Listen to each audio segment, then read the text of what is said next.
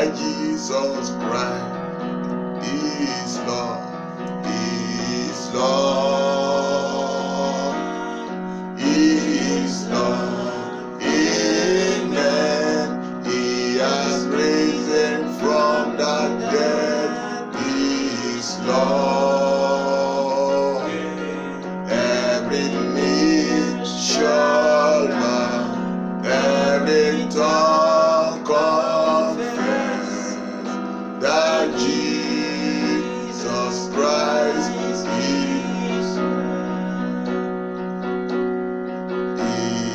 Lord.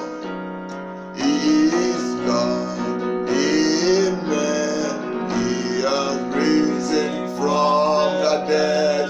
He is Lord. Every knee shall bow, every tongue confess that Jesus Christ is Lord. Glory be to God in the highest. Peace among men with whom is pleased. This afternoon again, I give all the glory to God for making us to witness today. And we're in our Bible study series, the Bible exposition. We are still in the book of 1 Corinthians chapter 4, verses 14 through 21. 1 Corinthians chapter 4, verses 14 through 21. I write not these things to shame you, but as my beloved sons, I warn you. For though you have 10,000 instructors in Christ, yet have ye not many fathers. For in Christ Jesus I have begotten you through the gospel. Wherefore I beseech you, be ye followers of me.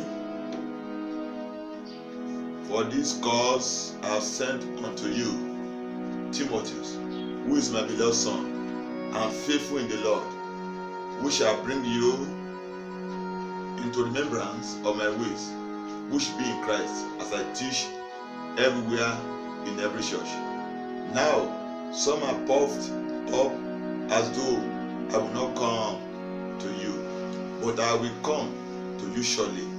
The Lord will, and we know not the speech of them which are puffed up, but the power. For the kingdom of God is not in word, but in power. What will ye? Shall I come unto you with a rod, or in love and the spirit of meekness? Let us pray. Our Father and our God, we thank you and we give you all the glory for this afternoon. And we come before you. Let your word become open Bible unto us this afternoon. In the name of Jesus. And every hindering spirit, and every power of darkness in this place, in the name of Jesus Christ, we bind you, we put you into bondage, and we cast you far away into desert, in the name of Jesus. And we pray that the Spirit of God will move in our midst, even this afternoon. In Jesus' name, we have prayed. Amen. The topic of our discussion this afternoon is fatherhood. Fatherhood. Last week, we looked at the cost of the ministry. That is, when you accept Jesus Christ as your Lord and Savior, He will come and dwell in you. And you must know the purpose of God for your life. And when you know the purpose of God for your life, and that is your ministry, and that ministry that God has given unto you, there are some costs that you have to undergo in that ministry. And these costs are the prices to be paid. And you must not see these things as strange when these things begin to come upon you. And you must begin to cast it upon the Lord, that because He careth for you. So this afternoon, in the portion we have read, we want to look at fatherhood. And we may have two different kinds of fatherhood. We may have biological fatherhood and we may have spiritual fatherhood. But the one we want to discuss about is spiritual fatherhood. As Paul was telling the Corinthian church that they may have many mentors, but he is their father. He has begotten them through the gospel. So he's talking about spiritual fatherhood. And this spiritual fatherhood is very, very important. When you give your life to Christ, you must know your spiritual father, and you must know mentors. There are differences between mentors and the spiritual father. And then in the book of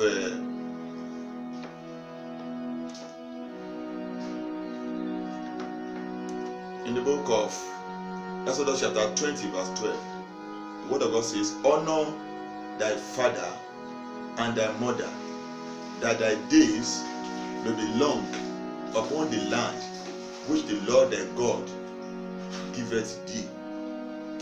Then in the book of Epistle, it sheds more light onto it, and it makes us to understand we have biological father and we have a spiritual father. In the book of Ephesians chapter 6 verses 1 to 3, children, obey your parents in the Lord, for this is right. The parents in the Lord are the spiritual fathers. And then honor thy father and thy mother, which is the first commandment, with promise that it may be well with thee, and thou mayest live long on the earth.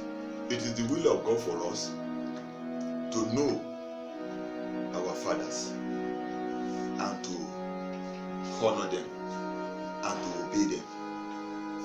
When we obey our father, particularly our spiritual fathers, and when we honor them, the word of God says that we will prosper, and then we are going to live long on earth.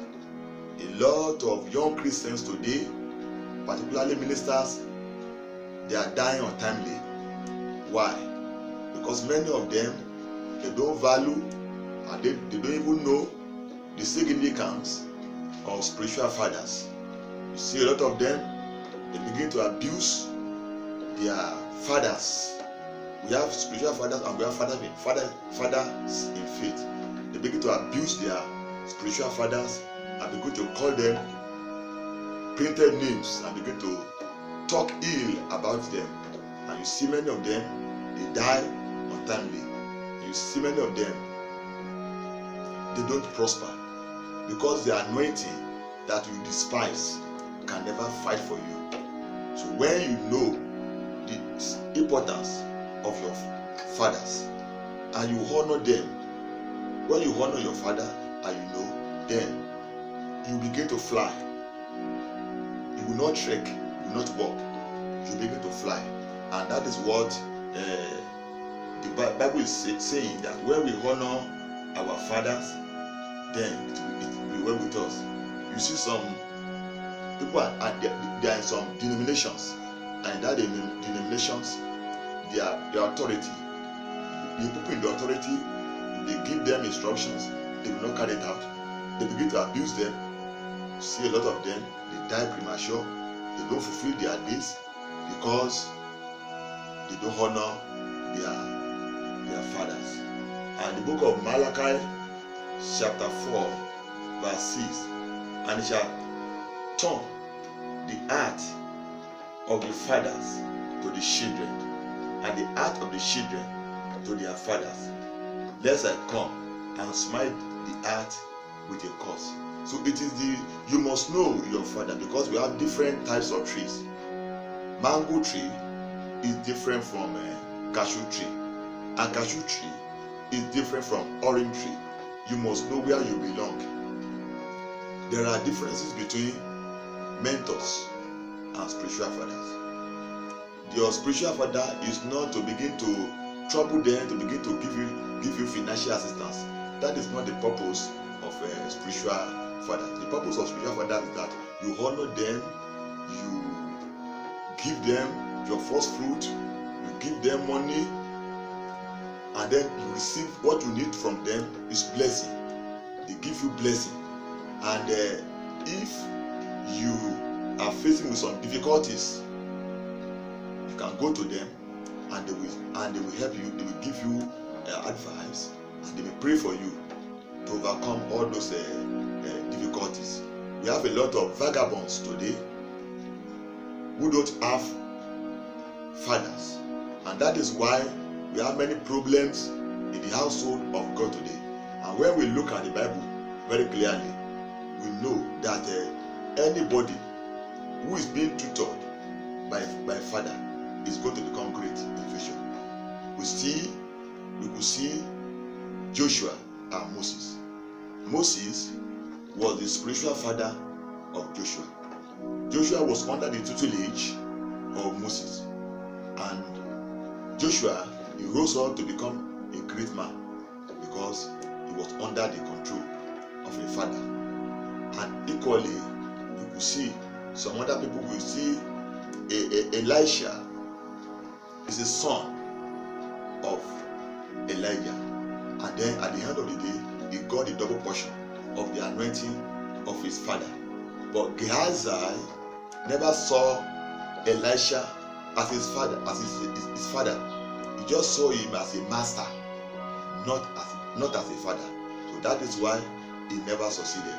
And we saw equally Eli was a spiritual father of Samuel. Despite all odds, he still learned some things from him that helped him in the ministry. Samuel was a spiritual father of David. When David had a problem, he ran to him. Saul never saw Samuel as a spiritual father. He just saw him as a prophet. As a prophet in the land of Israel. But David saw him as a spiritual father, and eventually he was successful.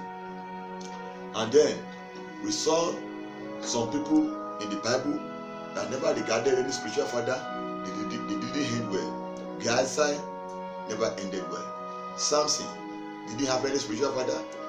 He never ended well. So that is what Paul was telling the church of Corinth, because some of the Corinthians, some people or some members of Corinthian church, they don't honor Paul, and that was what Paul was telling them. And it is very expedient for us as Christians to know the importance and the value of spiritual fathers. We need it because those people, they are positioned by God to assist us and to help us. You need to pray in what the Lord has committed to your hand to do, and to know your spiritual father. And when you know them, honor them. You can honor them with money. Let them pray for you. And all these things will go a long way to be of great benefit unto you as a Christian. And may God bless you in the mighty name of Jesus, as you know, as you pray, to understand the importance of spiritual fatherhood in the course of the ministry. And the first thing that is more important is that before that, you need to give your life to Christ and accept Him as your personal Lord and Savior. Maybe this afternoon, you want to give your life to Jesus Christ, you want to make Him your personal Lord and Savior. Bow down your head and let us pray. Begin to confess your trespasses. Ask God to forgive you of all your transgressions and to have mercy on you. In Jesus' name we have prayed. Amen. Lay your hand upon your chest and begin to say after me, I believe that Jesus Christ is the Son of God. This afternoon, I accept Him as my personal Lord and Savior. Amen.